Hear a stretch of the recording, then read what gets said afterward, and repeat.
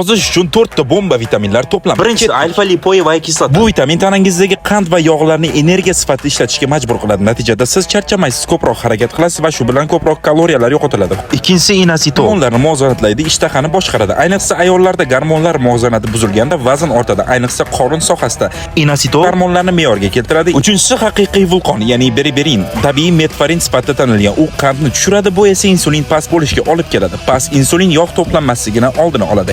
Ichki organlar atrofidagi yog'lar eng xavfli hisoblanadi. Berberin ularni erishishda samarali. Shuningdek, ichakdagi yomon bakteriyalarni pasaytirib, foydali mikroflorlarni oshiradi. to'rtinchisi xrompikolina. Siz nima yeyotgan bo'lsangiz ham insulin uni tanangizda yog'ga aylantiradi yoki yo'q qiladi. Xromium insulinga yordam beradi. Shuning uchun qon shakar darajasi barqaror bo'ladi. Natijada shirinlikka chanqoqlik yo'qoladi. Ovqatdan keyin tezda och qolmaysiz.